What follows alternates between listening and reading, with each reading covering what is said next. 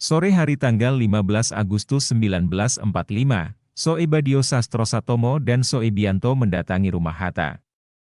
Keduanya mengabarkan bahwa Jepang telah menyerah kepada sekutu. Mereka juga mendesak agar kemerdekaan Indonesia segera diumumkan oleh Soekarno sendiri melalui corong radio dan disiarkan ke seluruh penjuru. Seperti halnya Syahrir, mereka juga keberatan jika yang mengumumkan kemerdekaan adalah PPKI karena itu buatan Jepang.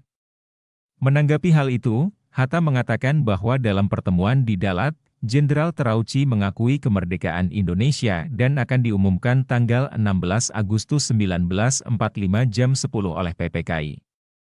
Pemuda tersebut menolak pernyataan Hatta, sehingga terjadi perdebatan hampir setengah jam tapi tidak menghasilkan kata sepakat.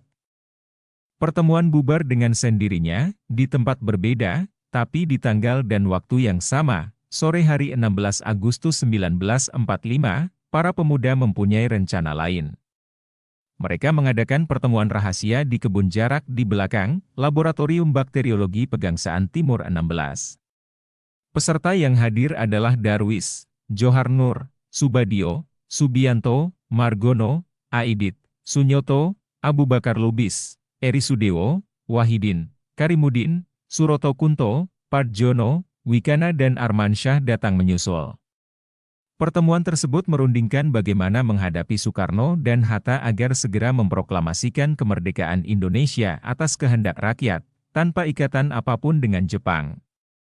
Para pemuda akhirnya sepakat untuk berangkat ke Pegangsaan Timur 56. Kelompok pemuda yang lain, Hairul Saleh dan kawan-kawan, pergi ke Menteng Raya 31 untuk menemui Soekarno dan beberapa perwira peta. Malam harinya, sekitar pukul 21.30, ketika Hatta sedang mengetik naskah pernyataan kemerdekaan yang akan dibagikan kepada anggota PPKI besok pagi, datang M.R. Soebardjo dan mengajak pergi ke rumah Soekarno. Atas desakan para pemuda, yang mulai berkuruman di kediaman Soekarno, M.R. Soebardjo meminta pernyataan kemerdekaan disuarakan malam itu juga melalui corong radio. Mengapa para pemuda bersikukuh agar kemerdekaan Indonesia diumumkan segera? Karena mereka tidak mau Indonesia merdeka dicap buatan Jepang. Mereka mau Indonesia merdeka buatan Indonesia sendiri, sehingga malam itu juga Soekarno atas nama pemimpin rakyat memproklamasikan kemerdekaan Indonesia sebelum pukul 24.00. Namun Soekarno dengan tegas menolak gagasan itu. Begitu juga Hatta. Dalam perdebatan malam itu Wikana mengatakan, apabila Bung Karno tidak mau mengucapkan pengumuman kemerdekaan itu malam ini juga, besok pagi akan terjadi pembunuhan dan penumpahan darah. Mendengar ancaman itu, Soekarno naik darah, menuju ke Wikana sambil menunjukkan lehernya dan berkata, ini leherku, seretlah aku ke pojok sana dan sudahilah nyawaku malam ini juga, jangan menunggu sampai besok. Wikana rupanya terperanjat melihat sambutan Soekarno yang tidak disangkanya lalu berkata, maksud kami bukan membunuh Bung, melainkan kami mau memperingatkan apabila kemerdekaan Indonesia tidak dinyatakan malam ini juga. Besok rakyat akan bertindak dan membunuh orang-orang yang dicurigai yang dianggap pro-Belanda seperti orang-orang Ambon dan lain-lain. 14. Dalam suasana hening yang mencekam, Soekarno memulai percakapan bahwa dalam suatu peperangan dan revolusi dibutuhkan waktu yang tepat. Di Saigon Soekarno sudah merencanakan seluruh pekerjaan ini akan diselesaikan tanggal 17. Mengapa tanggal 17? Tidak lebih baik tanggal 16? Tanya Soekarni. Soekarno mengatakan bahwa ia percaya mistik, yang tidak bisa diterangkan secara akal, mengapa ia memilih tanggal 17. Namun, menurut perasaan Soekarno, 2 hari lagi adalah hari terbaik. Karena 17 adalah angka suci dan keramat. Dalam bulan suci Ramadan, tanggal 17 Agustus bertepatan dengan Jumat Legi, Jumat yang manis dan suci. Al-Quran diturunkan tanggal 17, orang Islam menjalankan sembahyang sehari 17 rakaat, karena itu, 17 bukanlah buatan manusia. Untuk itu, Soekarno merencanakan kemerdekaan tanggal 17 Agustus 1945. Setelah itu revolusi akan mengikuti 15, meski demikian, pertemuan itu juga tidak menghasilkan kata sepakat. Para pemuda tidak merasa puas dengan kondisi itu. Mereka mempunyai cara lain untuk memaksa Soekarno dan Hatta untuk segera memproklamasikan Indonesia. Wikana bersama Darwis melaporkan hasil pertemuannya kepada kawan-kawan yang sudah menunggu di Cikini. 71. Di ruang belakang Baperpi ada Charul Saleh, Dr. Muardi, Johar Nur, dan beberapa pemuda lain. Dalam laporannya, mereka mengatakan bahwa Soekarno dan Hatta tidak dapat diyakinkan dengan gertakan Wikana. Malahan mereka berdua diusir secara kasar dari Pegangsaan Timur 56. Dalam suasana tegang tersebut, Johar Nur dengan tegas mengatakan angkat saja. Namun tidak tahu bagaimana menjalankannya. Perdebatan di antara pemuda terjadi. Namun, sebelum pertemuan di Cikini 71 berakhir, datang Sukarni dan dengan berbisik-bisik, yang merupakan ciri khasnya, menyampaikan sesuatu kepada Chakrul Saleh. Apa yang dikatakan tidak ada yang tahu. Sebelumnya di Menteng 31 Chakrul Saleh dan Sukarni serta beberapa perwira peta telah berunding tentang sesuatu yang dilakukan jika Soekarno dan Hatta menolak memproklamasikan kemerdekaan Indonesia. Akhirnya rapat di Cikini 71 bubar begitu saja. Sejumlah pendapat dan bahkan perdebatan berkembang terkait peristiwa tanggal 16 Agustus 1945, ketika Soekarno dan Hatta dibawa ke Rengas Dengklok. Setidaknya ada dua pendapat. Satu pendapat mengatakan bahwa Soekarno dan Hatta diselamatkan dengan cara dijauhkan dari Jakarta agar tidak dipengaruhi pimpinan militer dan pemerintahan Jepang.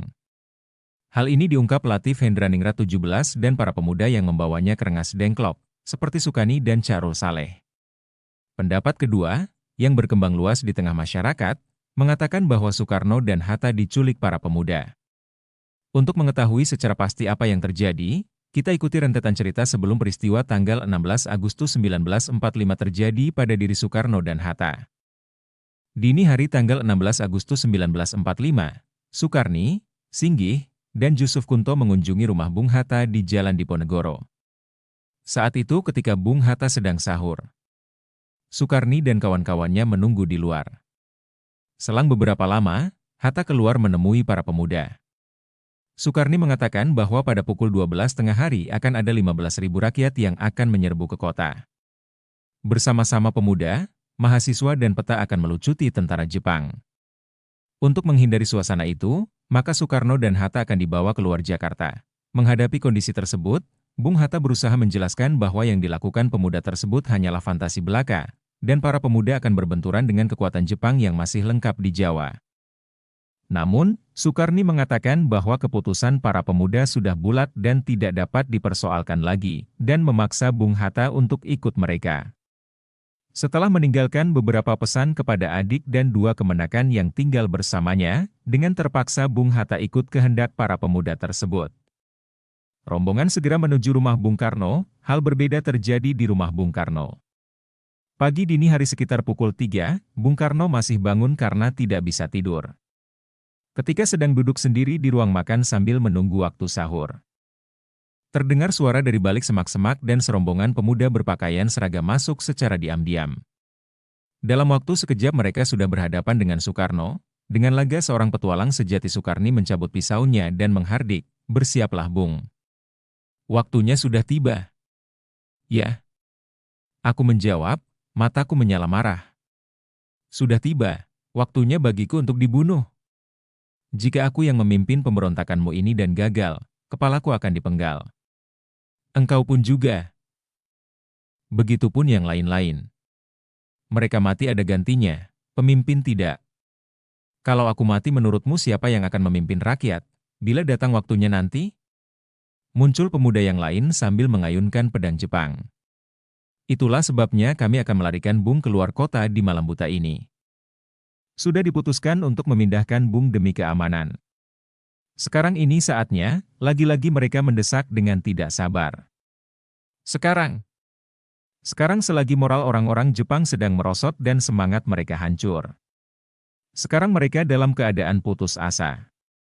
Sekarang kita harus angkat senjata." Itulah drama penculikan di rumah Bung Hatta dan Bung Karno. Pukul 4.30 saat subuh, Bung Karno, Bung Hatta, Fatmawati dan Guntur yang baru berumur 9 bulan didampingi Sukarni dan Winoto dan Wasmoro yang ada di belakang kemudi, meluncur ke arah pinggiran kota. Sampai di Cipinang mereka berhenti, Bung Karno dan Bung Hatta diminta mengenakan seragam peta. Dalam perjalanan ketika sampai di Kerawang, mobil berhenti dan rombongan disuruh ganti mobil pick-up, dengan alasan bahwa mobil sedan terlalu besar untuk jalan ke Rengas Dengklok. Itu ternyata hanya siasat belaka, agar sopir pertama tidak tahu kemana rombongan Soekarno dan Hatta pergi, sehingga memutus mata rantai informasi. Sebagaimana tertulis dalam buku Sejarah Berita Proklamasi Kemerdekaan Indonesia, yang diterbitkan, Direktorat Sejarah dan Nilai Budaya Direktorat Jenderal Kebudayaan Kementerian Pendidikan dan Kebudayaan 2015.